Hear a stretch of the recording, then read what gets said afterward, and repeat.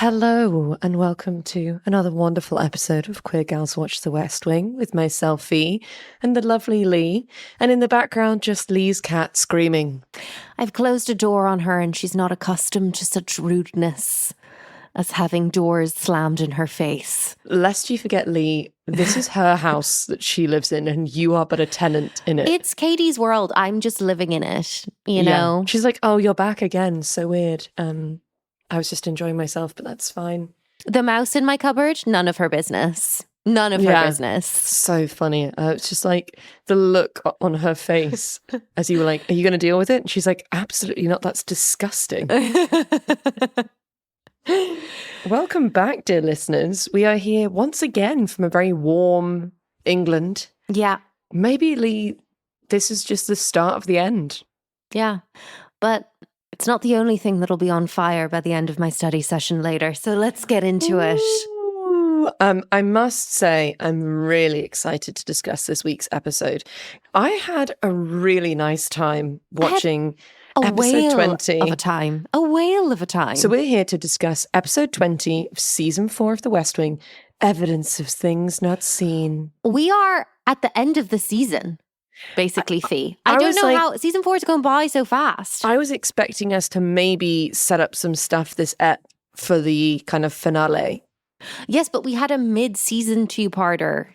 So I'm there's something a quiver in my waters as to the structure of our season. It feels very different to structures of seasons gone by. I simply just don't know how Aaron is going to choose to go out. Obviously, with a bang, he must. He is a theatre boy at the end of the day. But I'm just like, I don't know what sort of legacy he wants to leave. Do you know? Yeah, I was asking our patrons on Discord, like, whether we should change approach for the coming seasons, the non-Aaron seasons, if there's anything that they feel we need to shift in the way we're covering. And I was relieved to hear that overall amongst our Discord patrons, people do actually really like the next 3 seasons, but they did suggest a new rapid fire, which I love, which is the most Sorkin moment of the episode. Oh, okay. Where they like try and kind of bring his spirit, Mrs. Landingham style, into every episode. Yeah. Amazing. Should we dive into episode 20? Yes, because I was immediately extremely intrigued by both the title, Evidence of Things Not Seen, and the previously on, which was giving a lot of Zoe. It was giving a lot of God.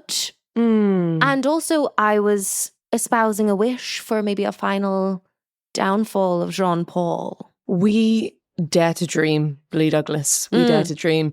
But it was very Charlie and Zoe focused. Yes. Previously on. Evidence of Things Not Seen. Is this something that means something to you? Yes. Are you also thinking of the James Baldwin essay? No, I'm just thinking of kind of Catholicism, Mass, church. Oh, does it come from like the Bible or something? Yes, as in it's evidence of God's work and presence in the world. Oh, the thing high atop the place, or whatever, however Toby described. Oh, yeah, that was brilliant. Yeah, it's like the thing from high atop the place, or whatever. Yeah. Okay, cool. The actual real life inspiration for the Ariana Grande hit "God is a Woman." Yes. Shall we to Friday night and poker night? Please, we've not been to poker night in literal years. It's nice to see everyone kicking up their heels. The poker chips are out. Yes, also, as is the roast beef and corned beef.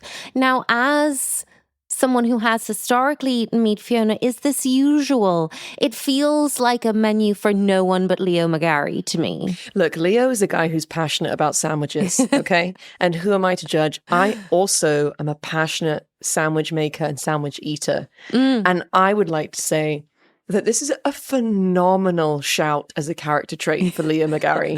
Like a guy who likes a deli. Yeah. Like, I beg, take us to Boston and take us to a deli and let me watch Leo McGarry order a sandwich.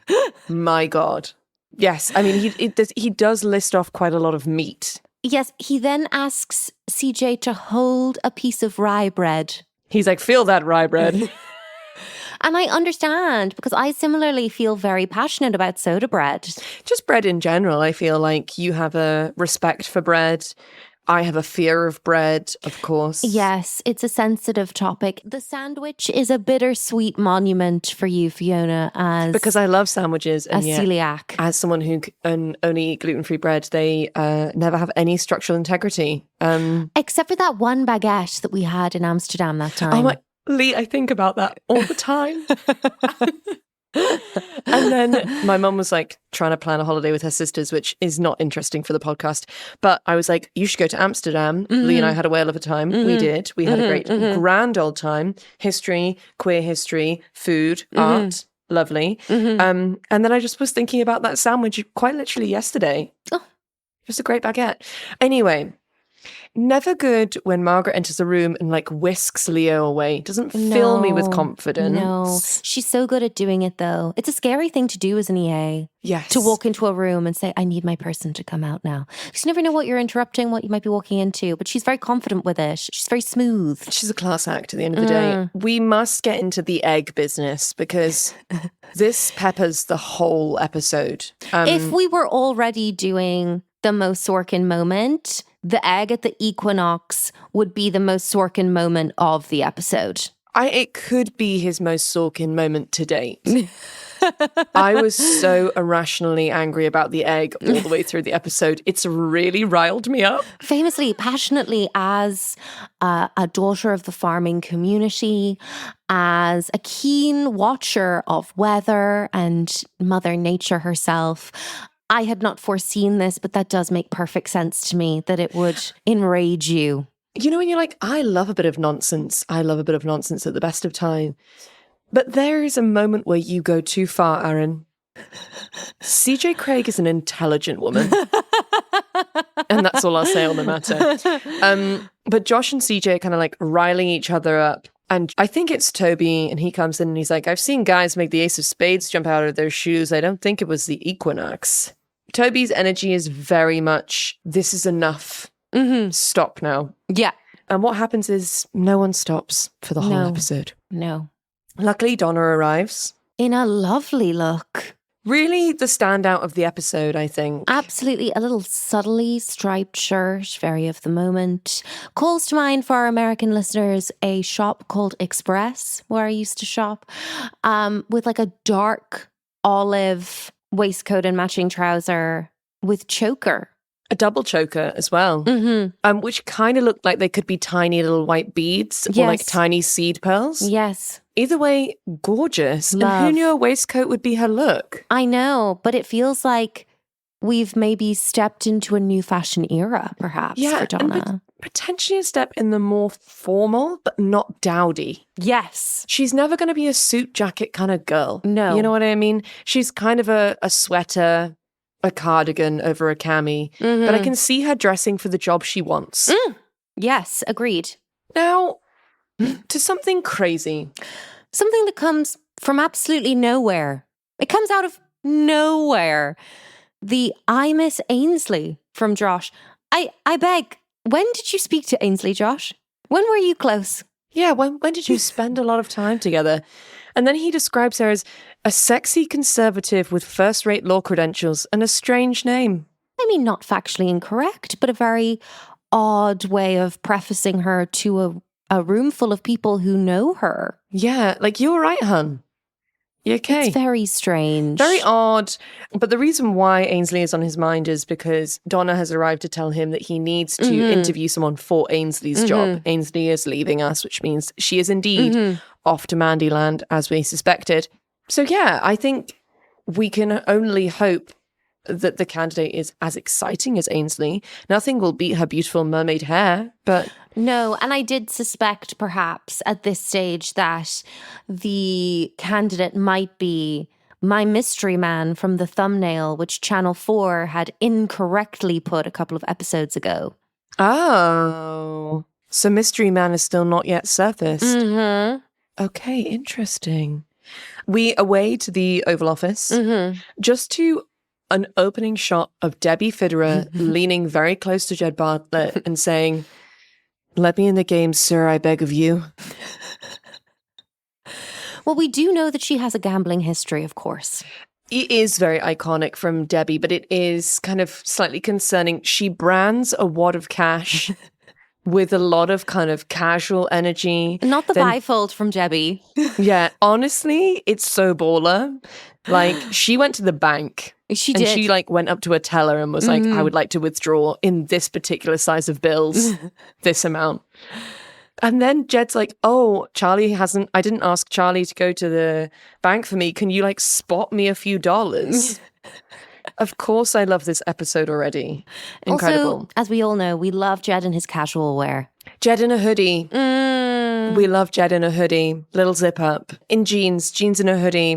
He's kicked off for the day. He's changed into his comfies. He's going to play poker with the gang. To crash into this, Leo arrives to say, we've just lost an unmanned spy plane in Russia. Not the greatest news in the world. And then Jed's like, that's not good. How are we going to get it back? And Leo's like, we can just kind of come up with a bit of a story. I don't like that. I don't like the concept of trying to hoodwink the Russians. That doesn't feel good to me. It doesn't feel comfy. No, it's certainly not a escapade or a plan that I would want to have to carry out. No. This is the point in the shared doc where I started talking in all capital letters about all of the egg stuff. Yeah. What the fuck is Aaron doing with all of this egg business being the one at this point? Yes, this is the moment where we realize that perhaps the egg will be a theme of the episode. Proving what? I'm not entirely sure, but we'll get to that at the end. Just the gang playing poker. Yes, and then I discovered that my man from the thumbnail was not a mirage because I see the phrase guest starring Matthew Perry. What a treat. What a treat.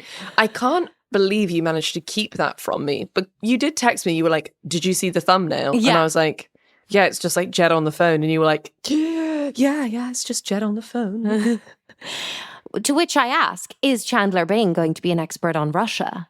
Do you know what? I bet Matthew was like pretty stoked to come and do an ep of the West Wing. A dramatic departure. You know, obviously David Schwimmer got Band of Brothers. So maybe he was looking for his moment for an outside project. I think it's just a really great opportunity to be like, I know that I am Chandler Bing and I'm this great seasoned comic pro. But like, your boy's got drama. Yeah. Which we will see later on. And worthy to be spoken of as a handsome man by Donna Moss, as we'll get to. Co-signed. Obviously, Debbie is an unstoppable force from moment one at the poker table. I was willing her to win the poker game from the beginning. Yes. Will arrives and immediately hands a carton of eggs to CJ. He's popped to the shops, to which Jed says, hang on, Will, why are you dressed like an officer in the Air Force? And then Will just replies with, because I'm an officer in the Air Force, which is very funny. Which we have paved the way for with his fear of flying ? In Angel Maintenance. Yes, like Will's a reservist. Yeah. Which I really didn't see for him. But it's very kind of like making daddy proud of me energy. Yes. And to be fair, I do see Will Bailey on like a Boy Scout trajectory. He knows a lot of things. I think he was big in the Boy Scouts, was Will Bailey. He has a kind of general energy of being very practical and useful and having a lot of common sense. So actually kind of a military edge does make sense there for me. Yes, but then he's full of surprises because then suddenly he shuffles the poker cards when taking Jed's seat at the table in a very menacing and impressive way. And then I thought to myself, you know what? It's going to be a Will versus Debbie face-off at the poker game of epic proportions. And I was excited. There was a slight raised eyebrow from Debbie, which I enjoyed. I think it's so cool when people are good at shuffling. I actually, and I'd like to get into this, there is a later point for us to discuss this. It is very sexy when people are good at shuffling cards. Yes, I always feel immense pressure. I don't personally partake in card games, but whenever I go for a tarot reading... I always feel immense pressure whenever the tarot card reader asks me to shuffle the cards. It's a nightmare for you as a dyspraxic, I will say. Card shuffling is like, that's the stuff of like sleepless nights. Yes. We're in a very full Oval Office. Why do I feel like we're setting Jed up to get in trouble with Russia? I feel like Jed also thinks he's getting set up. Yes. And this phone call that you're going to set up with Trigorin, it's like for a White House bloopers reel or something. This is very funny. That's a very funny line. I will say from the top, the zingers in this episode. Thick and fast. On point. Thick and fast. Honestly, bam, bam, bam, bam, bam. To every page, I'd say. This is Aaron Sorkin truly going, okay, it's looking like I've got 3 episodes left on my show. I am going to go through my notes app and get every single one-liner that I've been toying with out onto the page. Okay. Let's log that for the next few episodes, because I do feel that. Leo updates us. There's been 2 terrorist sort of attempts, so 1 attack and 1 attempted attack. One in Kuala Lumpur and one in somewhere else that I failed to write down. But it does feel like this is our kind of through line for the episode. So although we've got this kind of Russia storyline going on, I was like, I don't think we'd mention the kind of terror threat unless it was going to bear fruit. But we'll round back to that because we must go away to see Debbie slaying. Yes. Oh, sorry. Also, just the other terrorist attempt was at the Brandenburg Gate. That's always fun when that gets a mention. Yes, that's why you were like, yeah. Yes, yeah. That makes 1,000. I'm so warm. You'd literally written always fun when the Brandenburg Gate gets a mention. And I was just like, what? Debbie is slaying. Yes. Also, Toby has taken a very fun tactic of chewing gum through poker as his poker face technique, which I enjoyed. He literally blows a bubble at one point. It's sexy, right? It is. There's a lot of stuff that Toby Ziegler's doing in this episode that I'm like, am I in like a certain part of my cycle, or is this just no? Richard Schiff? He has become sexier with each passing moment in season 4 as he approaches fatherhood. Yeah, there's something so fucked up about that, but no, it's also not. It's our bodies saying if you wanted to have babies, this would be a safe man to have babies with. In general, Toby Ziegler is just a safe man. Agreed. Would be happy to be in a room with a closed door with him and not feel frightened. Question, are we going to see Andy give birth this season? Surely that doesn't carry over into season 5. She's quite pregnant, so Yeah. I think we could see the birth of the twins this season. I don't know that we'll go to the hospital. We might go with Toby on the journey to the hospital. It might be like Toby has to make a choice between like an event at work and being with Andy, and like chooses Andy, and that's the moment where he's like, this is my family, and I've learned that like what I want is to be with them. Yeah. Interesting. Speaking of more sexy and more baller things that happen in this episode, Will Bailey stands up from the table, picks up the Joker card, and like throws it into another room into the bin. Yeah. And then Toby does the same thing. Yeah. And I was very hot and bothered about that. Yeah. Toby's sports ability always takes one by surprise, but it's not the first time. We've seen it many times before. We've seen him shoot hoops. We've seen him discuss baseball in detail. Yes. I enjoy that his approach to all of this egg business, when CJ's like describing it to him, is he says, I don't believe that's true. Really? I believe that's a myth. And I think this is with reference to like a kind of a bold claim that CJ is making. And I'm like, I am going to tell more people that things I disagree with are myths. Yes. Now, we're going to away to the interview. Yes. Because it's Josh's night off, but also it's the only night that this guy was available to be interviewed. Should we discuss Donna's introduction of this man? This guy, there's some who would consider him handsome. I don't personally, because you're the only one I think is handsome. But for the sake of appearances here around the office so that people wouldn't suspect, I'd pretend I thought this guy was handsome if you hired him. Of course, all along it would be a lie because of how handsome you are and powerful. Your sense of humor is a bit of a high wire act, isn't it? You're really trying to thread the needle. And half of it you don't even get. Beautiful work there from Donna Moss. But also, Fiona. What, the HR nightmare that is that paragraph? Lest we forget that he is her boss. But the thing is it's obviously spicy. But what I will say is, I find it interesting that she's like, in her head, she's like, if I just say he's handsome, Josh will be mean about him because Josh has a very sensitive ego. So actually, if I play up the fact that Josh is actually reasonably self-involved and kind of wants to be the handsomest boy in the room, he'll then know that it's all a joke. And like, I think Josh wants to know that if there's a joke, he's in on it. So I think the whole like how handsome you are and how powerful, he's like, yeah, okay, I get it, I'm kind of self-involved, but equally she's still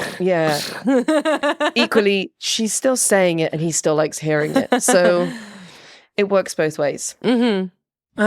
Joseph Quincey, get out of here. Joseph Quincey, what a handsome man. And thus the HR nightmare for Josh Lyman continues.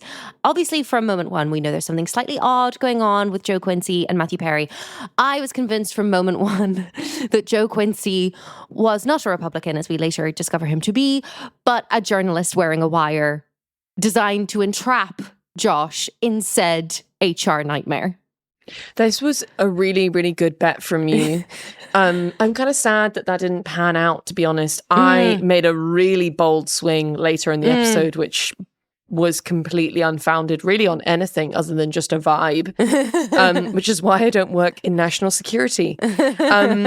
Josh just kind of straight up loses his mind in this scene. In this episode as a whole, I would posit.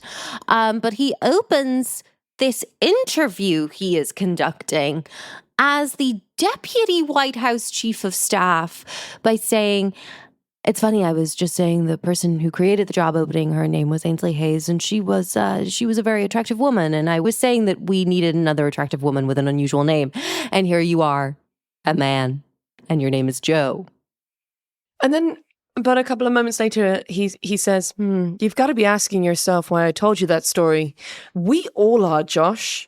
We're all wondering that. It's giving the energy of someone at camp or like a drama summer school putting on a show. Oh my God. Saying, if only you'd been here last year, there was this person who was really cool and fun. Which is like, it's just such irrelevant information and shows you up to be such a nerd. That's so good, Leigh. That's so funny. Because I, obviously being a sad, lonely nerd at school, did a lot of like gifted and talented, like away days. Of course. Where they were like, let's send the children who are probably going to get bullied to like a school where all of the freaks can hang out together.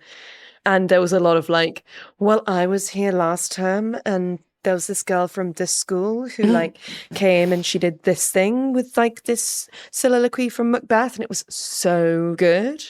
But just like, obviously like you can do that soliloquy, but like she did this like amazing thing with it. And I'm there like, that's fine. Good thing I'm already anxious. Yeah, Joe Quincey. Shifty guy. It also just sounds like a made-up name, which is why I thought he was undercover in some way. That's like, and then at the end, Josh is like, oh, by the way, you didn't sign this form. Can you sign it? And you see him like pretend to go to sign it and then not. And I was like, why don't you want to sign the form, Joe? Why so shifty, Matthew Perry? Meanwhile, hijinks in the press room.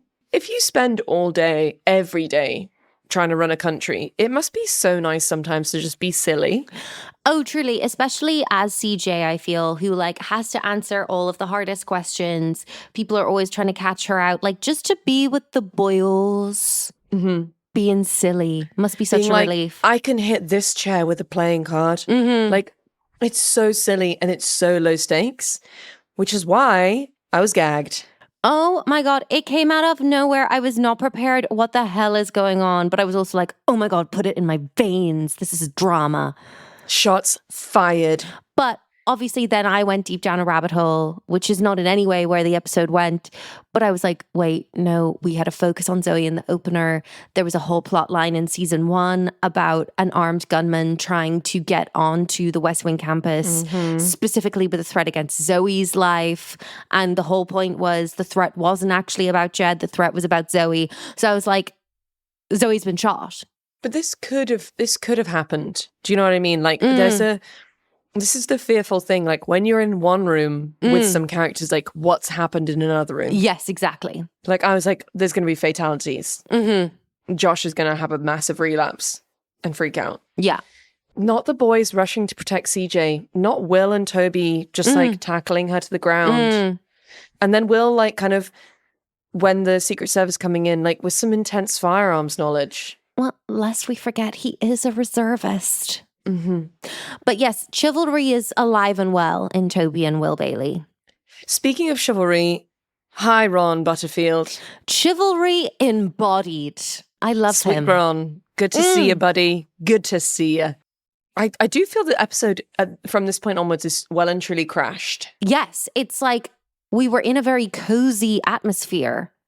And the tonal shift is very aggressive and dramatic and fun.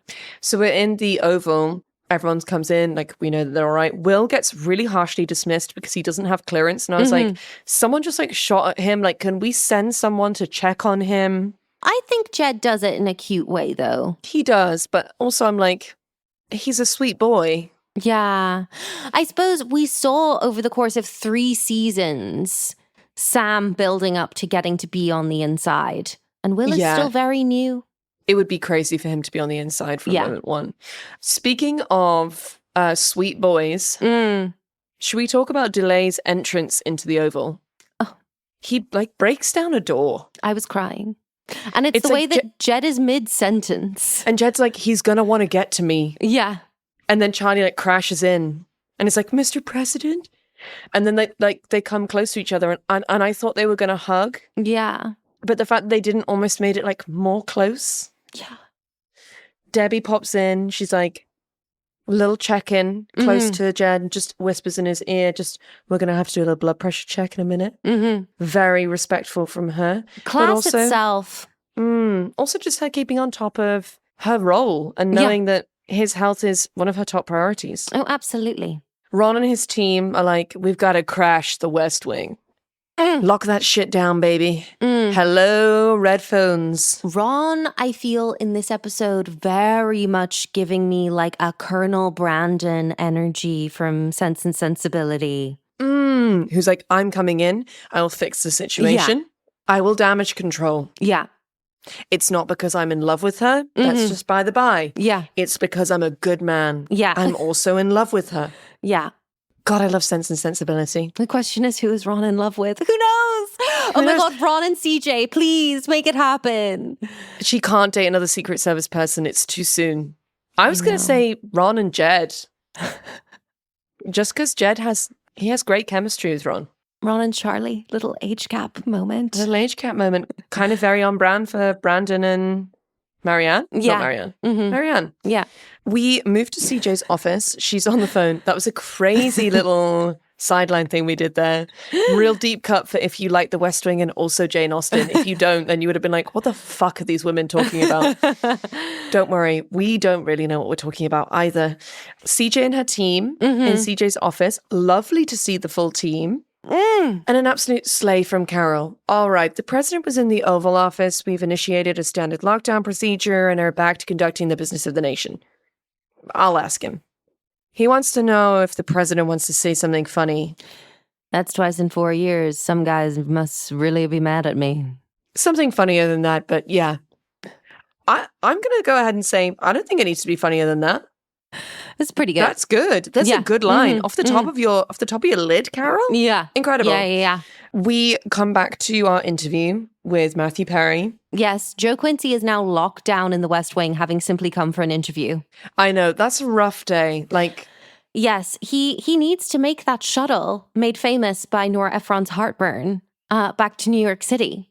God, I loved that book so much. I still need to watch the film because isn't it like Meryl Streep and Jack Nicholson? Yeah. Which is wild casting, which I can only hope means that it's absolutely phenomenal. Yeah, I'd love to log this moment. So obviously Joe Quincey's like, so there was some shots. He asks a lot of questions about the guns. He does. Which obviously makes me think, wow, why do you want to know that? But then if I was at a job interview at the West Wing and then it was locked down and there were shots fired, I suppose I would have a lot of questions. have a lot of questions. Josh then says this, I heard a brass quintet play the first Noel, so I knew someone somewhere was locked and loaded. And I was like, wow, what a way to make a joke to someone you've just met, a stranger, about nearly dying and then having like quite intense public episodes of PTSD. Again, it's giving very theater camp energy to just assume people know the lore. Somebody knows your own personal lore. It's like playing Never Have I Ever and saying never have I ever something that only you have done. Which again is also very theatre camp energy. Yeah. And then you were like, oh, I don't know what story Joe is referring to. Mm-hmm. He's talking about, you know, when Josh had the big freak out at the Christmas party and it was quite public and he had to be taken away and they got Stanley in. And that was when they sent him home and he smashed the window. Yes, but is that public knowledge? Like, why is that a joke that Joe Quincey would have any reference for? This is an interesting thing because it must have been that like news that the deputy chief of staff was like having a kind of mental health crisis would have been something people had been talking about. And especially as a lawyer, Joe might be interested in terms of like, well, if we're talking about capacity to do a job. But then it's interesting because Joe Quincey says something along the lines of, you know, in certain quarters, myself included, didn't believe that story. Yeah, it's all a bit odd. Kind of Joe Quincey is just a weird guy. Yeah, there is a certain energy of like a first date vibe where you're just missing each other's meaning entirely. Ooh, yeah. It does feel that way. You're like, wow, your profile was so promising, but we've been here 3 minutes. And honestly, the dialogue between the two of us is so clunky. I might have to go and just like excuse myself to the bathroom just to like breathe. I've made 4 jokes and you've taken each of them entirely at face value as like... So rough. With a stony face. Yeah. Donna's quite triggered. Yeah. She's just checking in. She has her own kind of Charlie moment in that the minute she heard gunshots, she wanted to get straight to Josh because she was worried about him, but they wouldn't let her because she was locked in a basement. And then she was like, do you want to call Stanley? We should call Stanley. Oh. Josh then kind of goes like weird and sort of misty-eyed, kind of looks into the middle distance, and then he starts talking about baseball. And like when you send your guy to the dugout and he's not your guy, and then you think, but maybe he's a guy for us, but he could be playing for another team. And you're like, okay. This is the moment where I started to think, is Joe Quincey a Republican? I mean, he was giving that vibe with the very racist view of the definition of terrorism.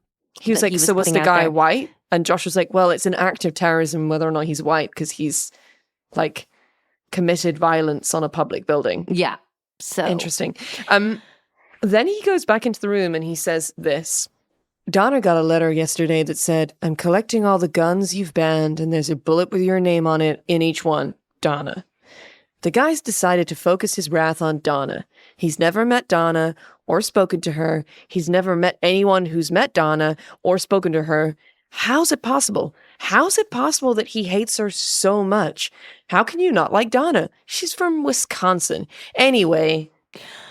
I'm absolutely fascinated at the kind of verbal diarrhea that happens to Josh Lyman whenever he is faced with someone who Donna thinks is attractive. It's very Jack Reese when he like couldn't speak in front of Jack Reese. Well, exactly, because this is not the first time that we have seen a man in the West Wing in a professional capacity just be absolutely baffled as to why Josh is talking with such depth and sincerity about, lest we forget, the woman who is his EA. And talking about Donna as if Donna is someone who everyone should know simply because she is important to him. Yes. But the other thing that is in my mind is like, I'm hoping that Ron and the boys are across this. Because that's scary. This was the point where I was like, oh my God, maybe Joe's in on the terrorism. Which is a crazy take from me, but it is like 36 degrees Celsius. So I would love that as a guest starring moment for Matthew Perry. I was like, I actually wouldn't put it past him to be like, I will play the terrorist. Yeah. Conjecture. Toby Ziegler sucking a lollipop is sexy. Stop. Do you know what I mean? You know, like, he has no right. He has no right as a man with a receding hairline and a dad bod to like suck on that lollipop and make me be like, what the fuck? Why am I singing Robin in my head? What's going on? What's going on? I need to calm down. Let's change the topic. The egg. CJ's still on the egg thing. I say again, she's an intelligent woman. She is a multifaceted human being. She has lots of thoughts and feelings. I think she's a very interesting woman. This thing that she's talking about is not interesting. Her hair looks lovely. So. Lest we forget, like, she also lost a boyfriend to gun violence, but months ago. She has just as much right to be triggered by this situation as Josh Lyman. I can't get into it. It's very crackpots in these women for me. Yes. The way that we're kind of approaching CJ Craig in this episode. So we pop back to the Oval. We were delayed speaking to the president of Russia because of the gunshots and the raiding of the Oval Office and the locking down. We're now back on the phone. Safe to say, went very badly. Yeah.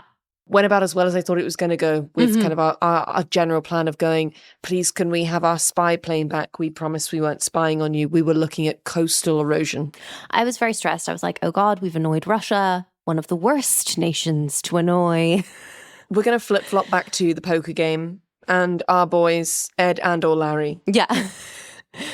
You know, you're particularly upbeat for someone who's been shot at twice in 4 years. Zinger, am I right? Like, it's just... What an upstart moment. What a cheeky boy. I just like over his cards with like a wry smile. How dare you? Then CJ gets quite spiritual. Yeah, we're kind of getting into CJ's spiritual life, which is fascinating because we never have before. We have much more so with other characters in the show. But also I think what we're saying is that while perhaps not strictly religious, CJ does believe in God, I feel. So she's not an atheist, she's agnostic? Yes.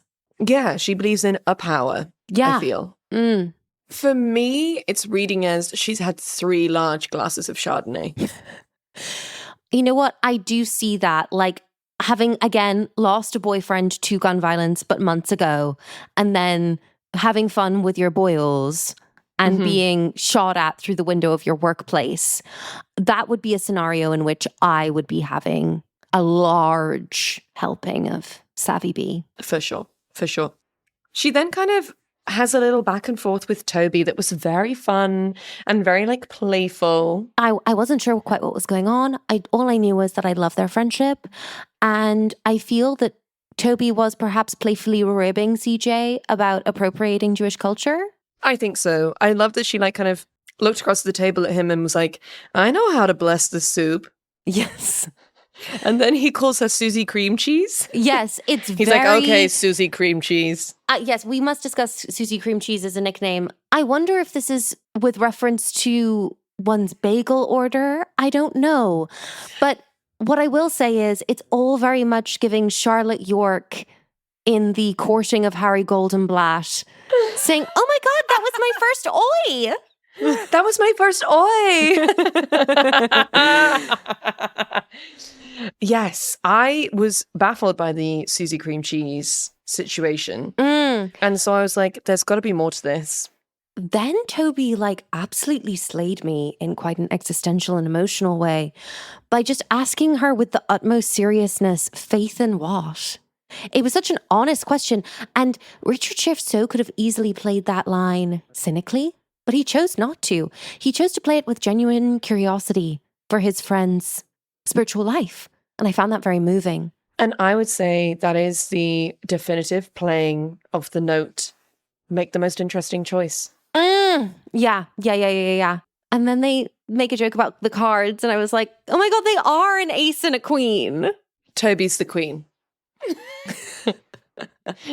I love this. Leigh put this in all capitals in our shared doc. They are an ace and a queen, and like laughed out loud because I was like, "That's the sweetest thing, Leigh, for you to say about two of your favorite characters." Zoe's outside. Should we be going outside, Charlie? There have been so many threats against your life. I guess the lockdown is over.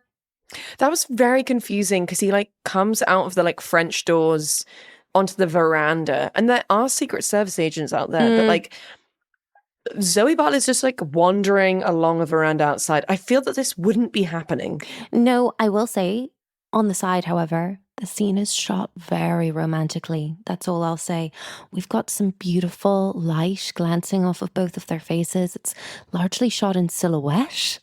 It's gorgeous, and I will shout out to Elizabeth Moss's makeup artist because she looks gorgeous, and the makeup is flawless. And I must say, Elizabeth Moss's skin is to die for in that scene. And also, this whole scene does foretell for me of the sparkling acting career that Elizabeth Moss will go on to have, because she's stunning in this scene from an artistic perspective. The scene could have been like a little like jokey light lovers tiff, like a little like exes moment. But Elizabeth Moss puts so much depth into this like quite short scene and like so much heartbreak. And DeLay Hill is really like kind of being like spunky, and I think is trying to hide his vulnerability through humor. Through Riz. Lest we forget, the man could teach lessons in Riz. And she's like, no, don't do that. And that for me, like, absolutely broke my heart.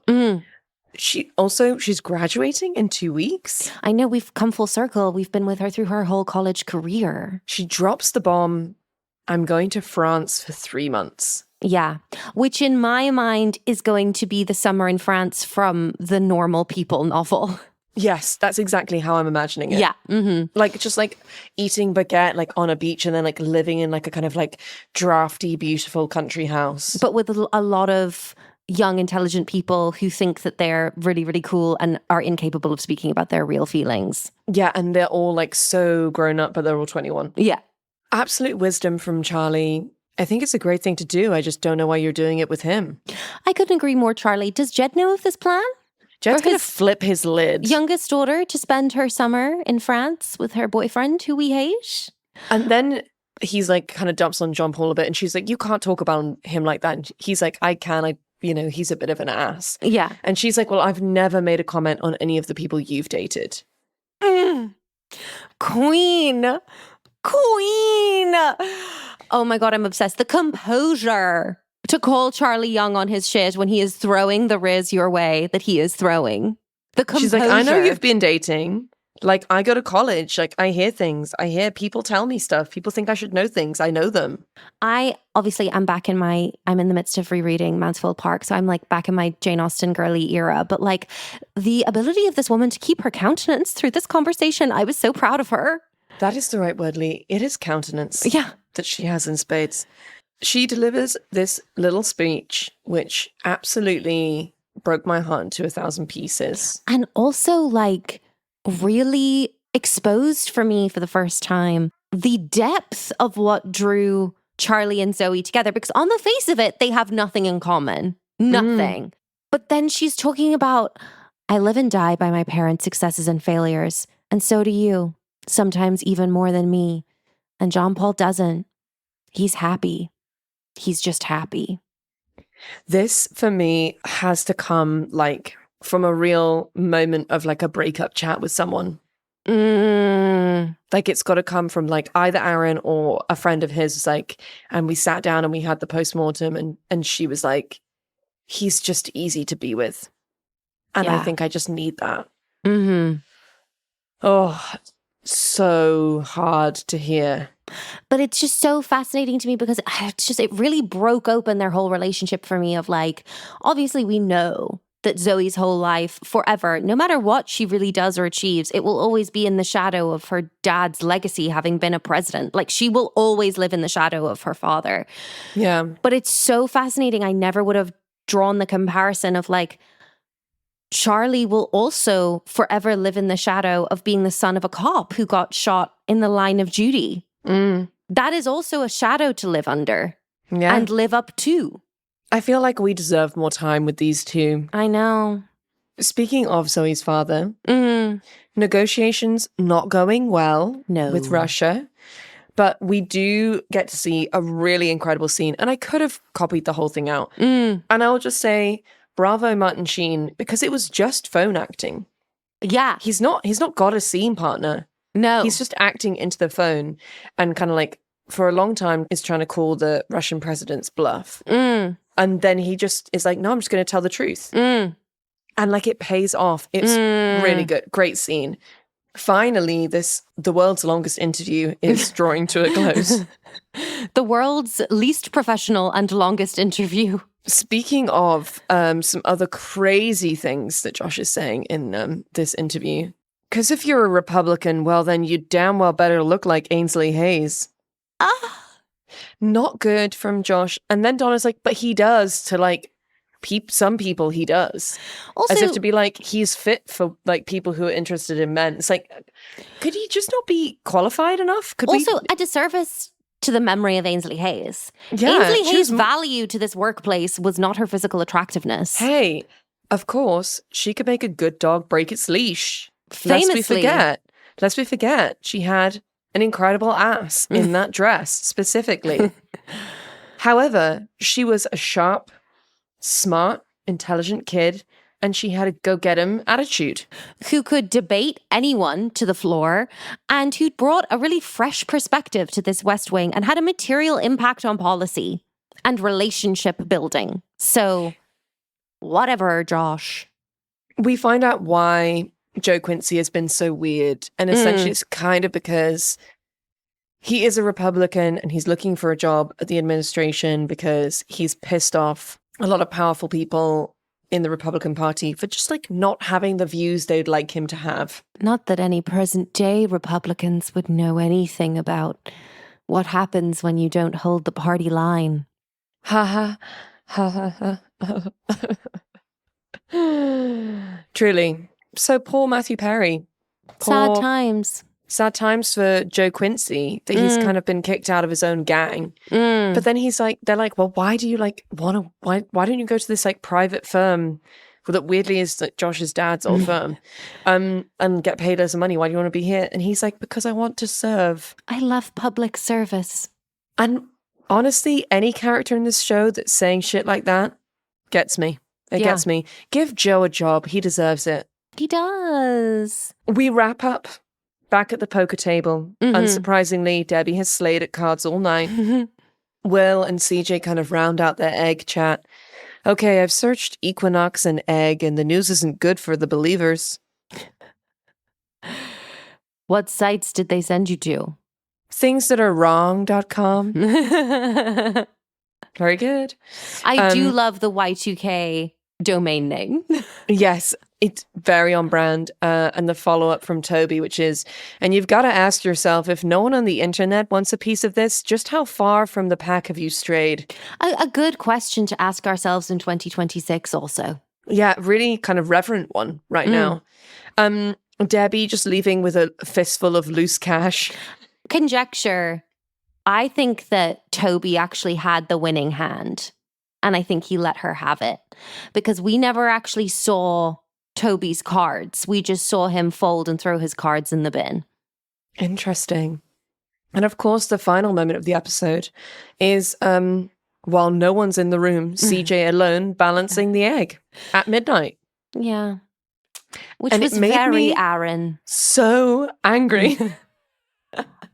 I was like, it's so stupid. She's been shot at. But I'll get over it. Time for our quick fires. Leigh, best fashion for you. Donna. Has to be Donna, doesn't it? Yeah. I will shout out CJ's very glossy bob and this like lovely little cashmere grey cami and cardigan that she's wearing, which is very lovely. What could a British or Irish politician never get away with? Being earnest with the Russians. Oh my God, like you've nailed it, because the thing is like also like kind of bluffing and then being like, I've been lying. Yeah. And pulling it off. Yeah. Unbelievable. Could never happen in Britain. Ever. No. Queerest moment that never meant to be queer. Will Bailey in military uniform. Yeah, and I'm going to say that to me, that's equal to Toby Ziegler sucking on a lollipop. Also, can we just briefly discuss how much it would absolutely throw Joshua Lyman into a spiral if he, in another dimension, could know that us discussing this show, the one we truly have the hots for is Toby? I think I would really like Bradley Whitford to know, because I think he would be like really thrilled at that. I think he would find that so funny. I think he'd be like, I'm so jazzed that like there are people who are Richard Schiff has gotten his day in court. Yeah. Yeah. What was your best writerly moment? Just the whole Charlie and Zoe scene. Because I think for a discussion to ring so true, but also completely break open a relationship for me, I was like, wow, masterful. I'm going to give an honourable mention to Aaron Sorkin's big notebook of one-liners. Yes. Man, I feel like a man. You know, you're particularly upbeat for someone who's been shot at twice in 4 years. Very good from Ed or Larry. And I would really like to congratulate Ed and or Larry, on their first ever entry, I believe, into the Quickfires. Yes. Welcome, guys. Come on in. The water's warm. I think my favourite Man, I feel like a man had to be, because if you're a Republican, then you damn well better look like Ainsley Hayes. I think I blocked out a lot of Joshua Lyman in this episode. He was, I don't know, he was in a different dimension this episode. And Leigh, what was the moment that made you proudest to be an American? First of all, just Matthew Perry, loved and dearly departed and missed. Yeah. What an icon of our screens. He practically raised us. He taught a lot of us how to be funny. Truly. I think a lot of like my understanding of comic timing came from Matthew Perry's acting in Friends. 100%. And just getting the line out of Matthew Perry's lips, I like public service. It was the same for me. Leigh, we have to learn something. It's so warm. Please, can you take me to a different place? I'm going to heat things up even further, Fiona, in quite an unexpected, I believe, direction. What do you know about the War of 1812? Leigh, you've watched Hamilton with me, so you're gonna know that I know nothing about anything to do with American history pre the crash, pre the Great Depression. Yeah, you really lock in the era of Jay Gatsby, as we know. Yes. Yeah, baby, the Roaring 20s. Now, I think you are going to be aghast. I think you are going to be agog at what I am about to tell you, because I suspect it as such. Because I do find, having a lot of English friends, that your knowledge of British history is also wildly really bad. patchy. Really bad. Like, it's not comprehensive in any way. We know 3 eras at school. We get taught Tudors, World War I, World War II. Yeah. Essentially, everything else didn't happen. Henry VIII being a lad. Yeah, Henry VIII being an absolute fucking lad. And, you know, kind of having really, really probably abusive relationships with lots of women, and murdering some of them. And then just horrific, huge, monumental loss of life in 2 different wars in Europe. And that's it. So let me bring you to the War of 1812. This is not the War of Independence, which ended in 1783, but it was we are independent. We are independent at this point. And we have had the Civil War. No. Okay. No, we have not. The Civil War will not be until the 1860s. We are not yet in the era of Emily Dickinson. We are in the prime of Jane Austen's life. Incredible. We are in the Jane Austen era. In fact, we're right around the time that Pride and Prejudice is published. What a time to be alive. And we have a 2.5-year war between the independent United States and your good selves, Great Britain. Really? We had another go at it? Yeah.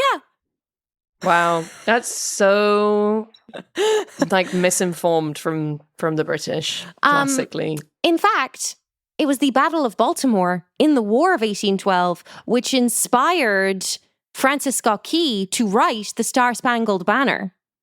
Oh my God, the classic, the Stone Cold classic. Yeah. Wow. Absolutely, as we know, destroyed by the likes of Fergie. Over time, it's a very hard song to sing. It's a big sing. It's a big sing, and she did her best, and that's okay. Yeah, she made a big choice to She take made it in it a hers. jazzy direction, and Yeah, it did not pay off. It was but, wild. Yeah. But the burning of Washington, Fiona, which is the specific moment in the War of 1812 that I would like to take us to, in fact, actually took place, because the War of 1812 did last 2.5 years, on the 24th of August, 1814, and saw the capital of the United States ravaged by the redcoats. Oh no. In retaliation for an American attack on the city of York in Ontario, Canada, which was still under British possession at the time.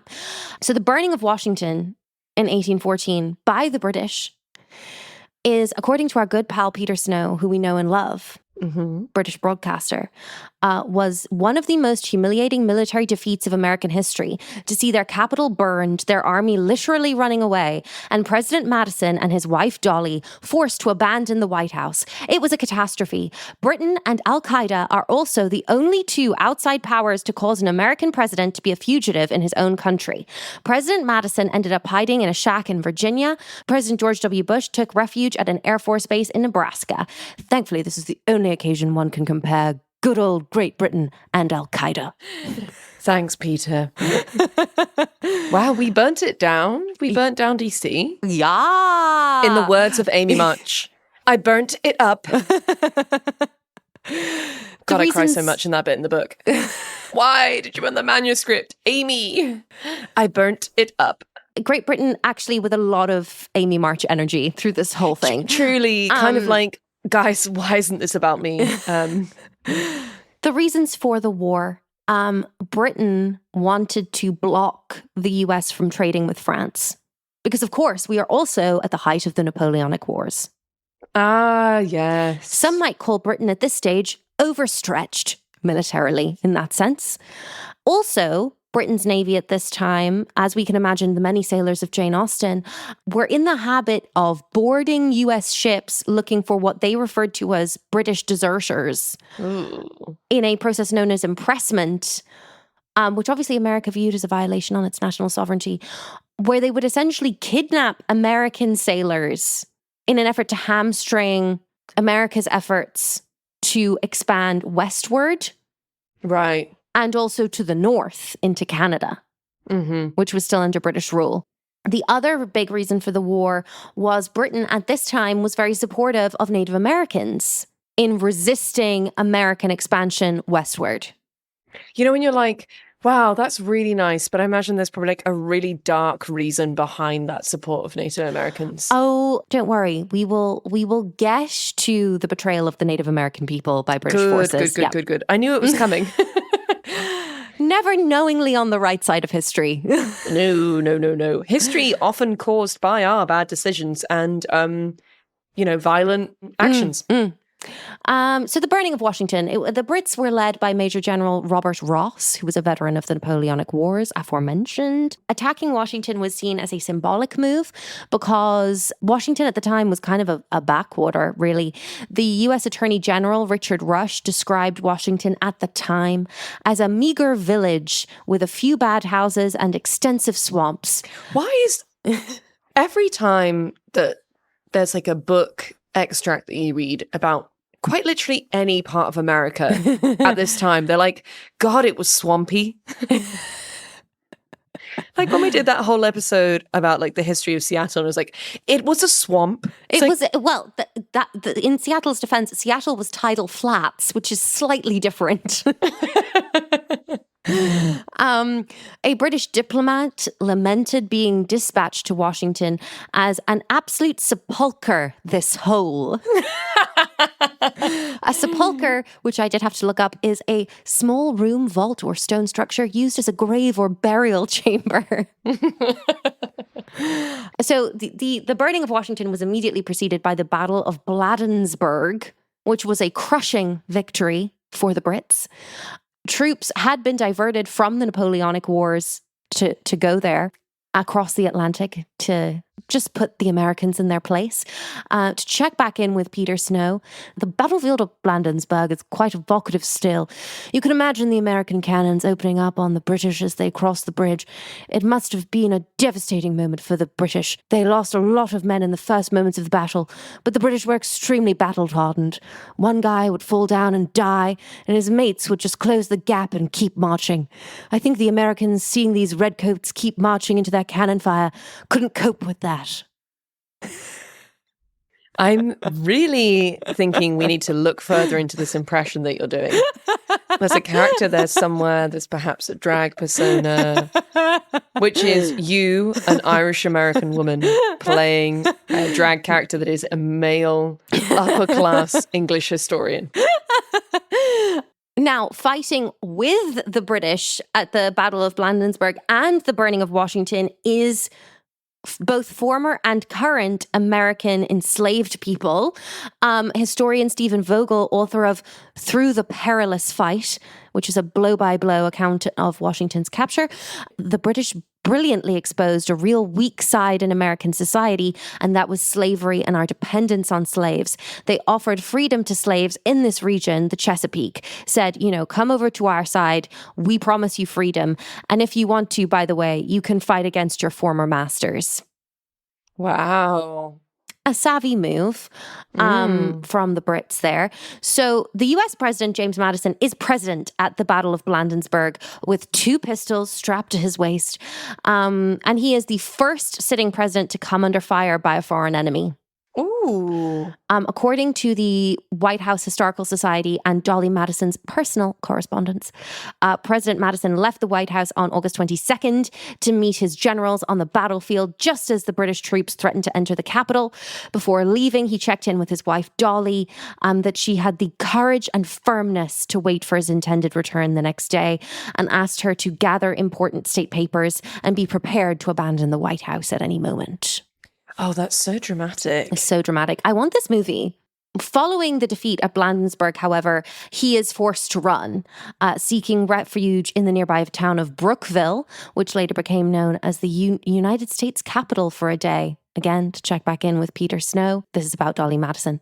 She was an extraordinary contrast to her husband. President Madison was very cerebral, not a hugely outgoing person. She was everything he wasn't: outgoing, a tremendous host, a real first lady. She used to wear a turban and exotic dress and go around at parties offering pinches of snuff and ice cream to the guests. Honestly, everything we've heard from Dolly Madison over the course of this podcast, she sounds like a real hoot at that time. Just you wait. So Dolly Madison has been abandoned by her husband, the president. She is left alone at the White House with a few servants. And she, with her servants, is spying over the horizon with a spyglass. Legend. To see that the British are coming. And as she sees the British troops begin to gather in the distance, she decides to abandon her personal belongings. She's gathering state papers and silverware. Don't leave that. We will steal it. The British will nick stuff. Oh, you wait. We are light-fingered. We will loot and ransack. That's and for then sure. She comes across a full-length painting of George Washington, and she was like, we cannot leave George behind. She orders for it to be taken down and smuggled to safety, saying, save that picture if possible. If not possible, destroy it. Under no circumstances allow it to fall into the hands of the British. Ooh. The portrait was screwed to the wall, so she ordered for the frame to be broken and the canvas pulled and rolled up by 2 unidentified gentlemen from New York who hustle it away for safekeeping. So we can see now why we have come to the burning of Washington, because it is, of course, one of the main attacks on the White House from history, as we see in this week's episode. But so, the victorious British troops are invading Washington. They make a beeline for the Capitol. At that time, it was still in the process of being built, but the splendor of the US Capitol, as we saw on January 6th, took the British troops by surprise. They were hesitant, actually, to destroy what they saw as such a beautiful building. But they did. The order was carried out. Furniture was stacked to create huge bonfires. Thousands of books from the Library of Congress fueled the blaze. The French minister, Louis Serrure, said, I have never beheld a spectacle more terrible and at the same time more magnificent. Finally, after burning down the Capitol, British forces arrive at the deserted White House. They find a dinner set for 40 and help themselves to the food and drink that had been laid out for the president's family and the officials in the White House that evening. Some soldiers, it is said, even wandered into the president's residence, into his private quarters, and took souvenirs and dressed up in the president's clothes. Yeah, that's actually a great laugh. Like, I would do that. Yeah. That's bang on what British people would do. That's it to a T. George Gleig, who was part of the British forces that attacked and burned Washington, said of the evening in question, when the detachment sent out to destroy Mr. Madison's house, they entered his dining parlour. They found a dinner table spread and covers laid for 40 guests. Several kinds of wine in handsome cut glass decanters were cooling on the sideboard. Plate holders stood by the fireplace, filled with dishes and plates. Knives, forks and spoons were arranged for immediate use. In short, everything was ready for the entertainment of a ceremonious party. You will readily imagine that these preparations were beheld by a party of hungry soldiers with no indifferent eye. An elegant dinner, even though considerably overdressed, was a luxury to which few of them, at least for some time back, had been accustomed, and which, after the dangers and fatigues of the day, appeared particularly inviting.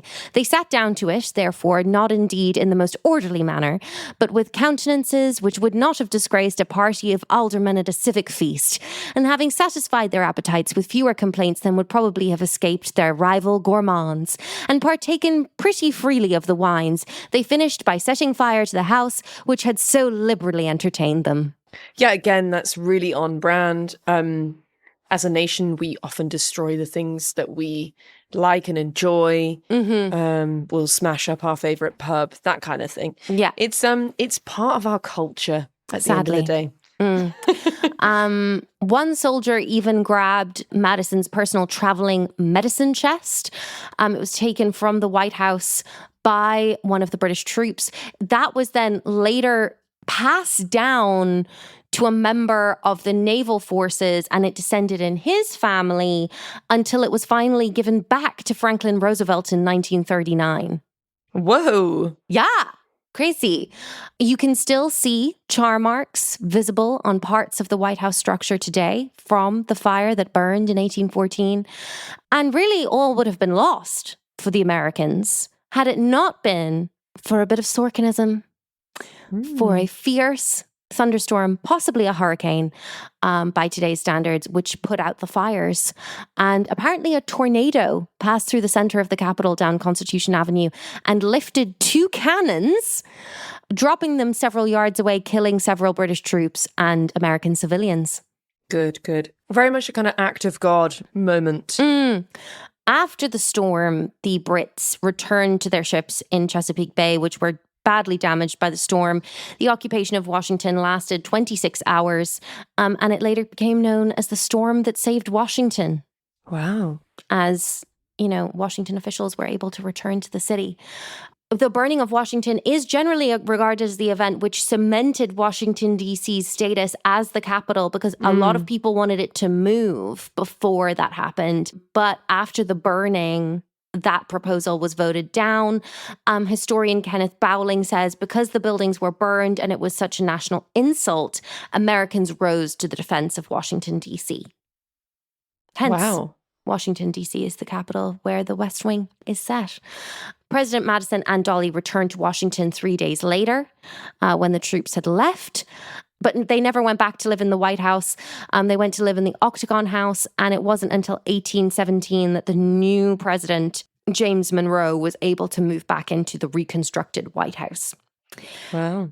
We also have an account of the night's events from President Madison's personal slave, who we have spoken about before, 15-year-old Paul Jennings, who went on to write a memoir, which we have discussed and read from before. He wrote his memoir after being freed by Dolly when she was a widow. And he said of this night's events, it has often been stated in print that when Mrs. Madison escaped, she cut out from the frame the large portrait of Washington, now in one of the parlors there, and carried it off. She had no time for doing it. It would have required a ladder to get it down. All she carried off was the silver in her reticule, as the British were thought to be but a few squares off and were expected any moment. He also wrote that when the British did arrive, they ate up the very dinner and drank the very wines, etc., that I had prepared for the president's party. In 2009, Barack Obama held a ceremony to honor Paul Jennings for saving the portrait of George Washington and other valuables. And Jennings's great-great-grandson, Hugh Alexander, was invited to that ceremony and gave an interview with the National Public Radio where he said, "We were able to take a family portrait in front of the painting, which was, for me, one of the high points." When David Cameron went to visit Barack Obama at the White House in 2012, Obama, and this is what I really miss about the Obama years, is a president who could crack a joke. President Obama joked with David Cameron that your guys really lit the place up. Wow. I would just, when you're like, God, I miss the days of a little bit of banter. Mm-hmm. Yeah. I will also just return briefly to Peter Snow, but I won't do the accent because he is actually talking about something deeply serious at this point. When he said one of the most disgraceful things that the Brits did at the Peace of Ghent after the war was to neglect Indian rights. The Indians had been loyal allies to Britain in the war with America in 1812, but they abandoned them completely in order to get peace. As a result, the Americans were able to get into Ohio and Illinois and Michigan and other areas that belonged to Native Americans without any scruples. So it was the peace at the end of the War of 1812 that essentially meant that westward expansion happened. Wow. God, it would have been so interesting to learn about this at school. And finally, in May 2018, in a tense meeting over tariffs with Justin Trudeau, aka Katy Perry's boyfriend, Donald Trump asked, "Didn't you guys burn down the White House?" To which the New York Times responded, "We are now going to have to explain the War of 1812 to you. Why not? We didn't think we'd find ourselves here either. No, Canada did not burn down the White House during the War of 1812, which was fought with Britain over maritime rights. Canada didn't become a nation until 1867, long after British troops did, in fact, burn down the White House in 1814. What a world we live in, Leigh. I know, it's crazy. I also got very excited about this because, as I previously mentioned, I am currently rereading Mansfield Park. And there is one moment in the book where one of the men, after dinner, is reading the newspaper. Mansfield Park, I believe, came out in 1817, so 3 years later. He's reading the newspaper and he remarks to another one of the gentlemen, "What do you think about this business in America?" Oh, that's so British, isn't it? This business. So in my mind, that character, when he's reading the newspaper, is reading about the burning of Washington. I bet, yeah. Wow. Mm-hmm. Oh, it's all come together nicely. Yeah. What a great study sesh. I thoroughly enjoyed. It's a whole war you had. Yeah, it's a whole war we had that I didn't know about. Now I do. It's crazy because I just feel like it's not spoken really about in the history books on either side of the Atlantic, but it did have long-term impacts on the formation of what the United States would become. Yeah. Predictions for our final episodes of the season?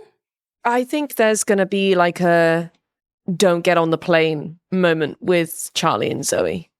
Ooh, yeah. An advance from France. What is it about women going to France? Carrie Bradshaw, Rachel Green, Zoe Bartlet. Zoe Bartlet. Everything comes to a head when a woman decides to go to France. You know what I mean? I think we're gonna have like a moment where it's like, don't go. I think Andy will go into labor, but I think there will be some sort of crisis happening at the same time.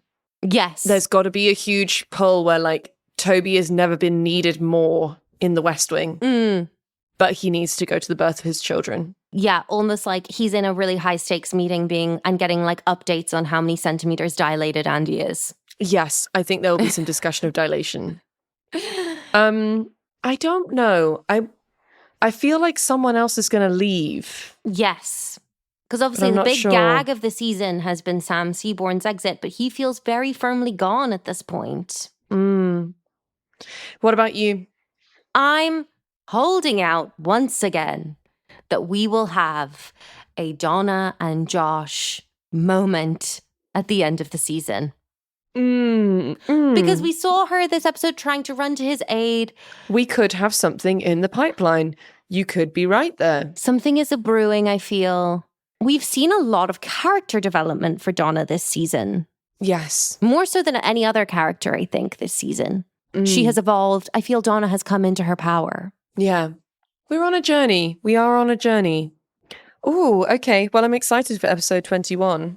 Yeah, me too. We are Queer Gals Watch, wherever you get your socials. Queer Gals Watch on Patreon as well.